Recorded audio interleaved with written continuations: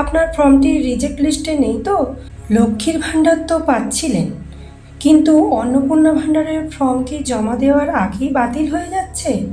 আপনার ফর্মটি রিজেক্ট লিস্টে নেই তো? আপনিও কি সোশ্যাল মিডিয়ায় এই রকম খবর দেখছেন? মাত্র 1 মিনিট শুনুন, আসল সত্যিটা জানলে আপনার চোখ কপালে উঠবে। ইদানিং ফেসবুক আর ইউটিউবে একটা খবর খুব ভাইরাল হচ্ছে, অন্নপূর্ণা ভাণ্ডার ফর্ম ফিল আপ ভুল হলে রিজেক্ট হয়ে যাবে।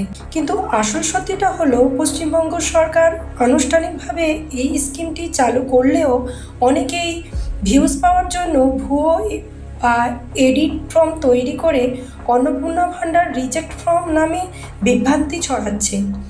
সরকারের নিয়ম অনুযায়ী লক্ষ্মীর ভাণ্ডারের আগে উপভোক্তারা সরাসরি এই প্রকল্পে স্থানান্তরিত হবেন।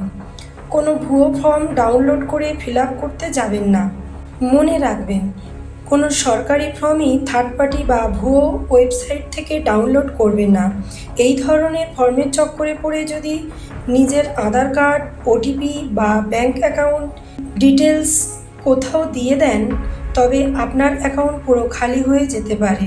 কোনো নতুন আপডেট এলে সরাসরি দুয়ারে সরকার বা অফিসিয়াল পোর্টাল থেকেই চেক করবেন। তাই এই গুজবে কান না দিয়ে ভিডিওটি এখনই আপনার মা, বোন এবং বন্ধুদের সাথে শেয়ার করে দিন, যাতে কেউ এই জালিয়াতির ফাঁদে না পড়েন।